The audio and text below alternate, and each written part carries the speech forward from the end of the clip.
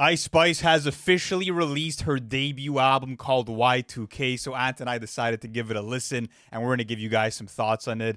I mean, I think the reason why we chose not to review this album is because it completely broke our scale. I think this is an album that is beyond perfect. I think it's an anomaly when you look at other projects, and it might be album of the millennium, to be honest with you. And I feel like that's why we need to do a video on it, just to talk about the greatness, bro. I mean, like, the knowledge that you're going to pick up off this album will make your head burst. The lyricism, the poetry that she wove into this can make your heart melt. It's beautiful, right? I mean, listen, let's put all the fun and games aside, though. Let's actually get into this album, because going through it, I mean, listen, guys, it's a fucking Ice Spice album. So regardless of the way that you want to look at this track list or not, I feel like there's only one way you could possibly like this track list, and it's if you're like into a clubbing scene and you're probably just gonna rip it on speakers and like you're gonna have fun with it with your friends. You know, like That sounds like high praise, though, to bump it in the club. I mean, there's for sure people that are bumping Ice Spice's music in the club. I mean, she's going fucking crazy in 2024. A lot of these singles are landing for her, and I do feel like when you get into this is never making my rotation. I genuinely don't feel like the writing is strong on this project, nor did I expect it to be. I feel like, that's waiting for, just a lottery to hit. I mean, you probably have a better chance to hit the lottery than get something reasonable out of the writing on a Ice Spice album. But regardless, though, I mean, how did you feel about the Travis feature? Because when we had announced the snippet on our X, and, we previewed the snippet that I believe they had played live at a concert, a lot of people felt like, is Travis diluting the brand? Is it maybe too much out of his element? I don't think he's going to dilute the brand with one feature verse. Is it going to be?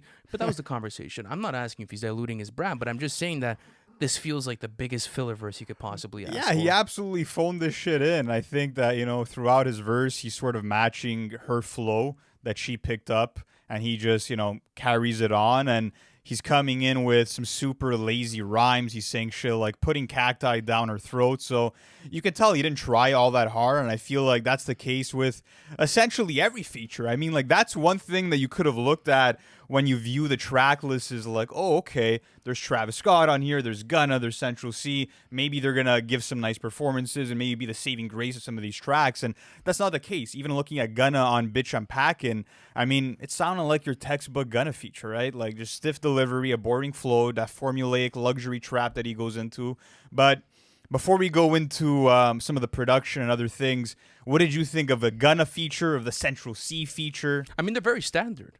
Regardless, I don't think they're bad features. I just think that when you look at copy-paste Gunna features, you'll find that on Bitch I'm Packin', and I'll talk about the hooks maybe a bit after. But even for Central Cee, for Did It First, it's going absolutely crazy on TikTok. To be honest with you, I like the production on the song. It's not bad. I feel like the production is really good on it. And that was something that I wanted to give like the whole album credit for, is that there's a couple of good beats on here. There's definitely good production on here. One of them is going to be Did It First. You get like this high tempo ride production. And I guess you could say he handled the production for most of the project. Even if there is other collaborators, you'll get that riot tag at every song, every single song and every single turn on this album. But regardless, though, I mean, you guys know what to expect. You're going to get some Joe drums. You're going to get like these kind of cheap loops all the way throughout. But there are certain beats that I did enjoy, For example, I believe it was Papa, if I'm not mistaken. Mm-hmm. That's something that I feel like a Gucci Mane, a Chief Keef could have gone on. Maybe even like a Lil Wayne. So I feel like that production was maybe wasted for this album. But how did you feel about the production overall on the project? Yeah, like you said, it was just super predictable, right? You're getting Riot in his bag doing what Riot always does, right? He's giving you these fast tempo drill and trap beats throughout it with a lot of distorted bass. You're getting organs that are consistent in the production for a lot of these songs. Some Jersey club influence here and there. And I feel like there are a lot of beats like Bitch I'm Packin' that are really overproduced. And my biggest issue with the production as a whole is the fact that none of them really have that much of an exciting build-up or really any progression throughout them. So you start off the song, you're getting these hard-knocking 808s and a few other minor elements throughout it. But production's awful. In terms of the intro track, Phat Butt, I feel like that perfectly captures her lyricism on this album in a nutshell when she says, "Talk a lot, but I ain't saying shit." And on the same song, she's using cadences and flows that are so strikingly similar to Nicki Minaj, to a point where it's complete biting. And she even shouts out Nicki on the song to make it even more obvious. And if you listen to songs like Chirac or Shanghai by Nicki Minaj, you'll know exactly what I mean. Completely bites her style there. And maybe it was homage, maybe it wasn't. But regardless, that was something that also lowered just the way I felt about how she came on the album. Even even like another interpolation that I really didn't enjoy, and I spoke to you guys about the single maybe in a live stream, was "Give Me a Light." You know, because when you go back to that OG Sean Paul song, which is obviously called "Give Me the Light," that's a classic. Like, that's genuinely a record that I think, you know, maybe my older cousins were bumping in the club when they were going out, and maybe tried to recapture that feeling because, you know, she kind of like does the whole like Sean Paul voice, and I'm just there, I'm like, how? Like, how are you going to buy into the song? You know, how are you going to buy into the groove of it? How are you going to buy into the energy? Like, Sean Paul made music that had people moving, that had people screaming lyrics, you know, always had fantastic production, you know, always a nice groove to it. And with this, it just feels so awkward, bro. Like, there is no way I ever thought I would hear an Ice Spice interpolation of a Sean Paul record. So even at that, I mean, what are you getting out of that performance? Yeah, no, she butchered that instrumental, or maybe I should say Riot did, without a doubt. But I want to talk about the hooks, because one thing you can kind of hope to get with an Ice Spice album, mind you, this is her first, but based on the previous single she had dropped, is fun bops, right? And a lot of that relies on the catchiness of the tunes, of the hooks. And I felt like the hooks were fucking awful on this album. Looking at something like Bitch I'm Not Packing, she comes in with these terrible husky vocal inflections. It sounds like she's coming with like that I just woke up like morning kind of voice, which really doesn't serve her well. Another hook I didn't like was on Plenty Sun, which is dialogue between her and an older guy who's making sure she's not a minor before jamming her. That's the whole theme of that track. And then she has lyrics like, on my tummy ton, he put his tummy dong. Like, what are we doing? But it gets worse than that, because you have lyrics like, I'm his poopy, but I never smell.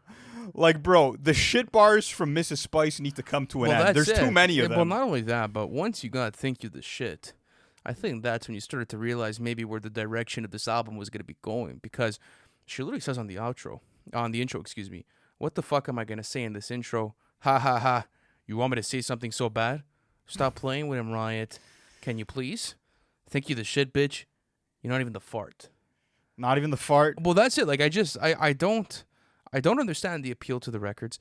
And a lot of people have questions about Ice Spice's value in the music industry and what she kind of brings to the table as far as like records go. And I know I'm sounding kind of mean when I say this, but when you really look at this album, bro, there is nothing going for it. There is genuinely nothing going for it. Yeah. If you want the most standard Gunna, Travis, and Central Cee verse, I guess come to this album. And I'm happy you brought that up, because about 2 years ago, we had a conversation about Ice Spice and how limited her time might be in the spotlight.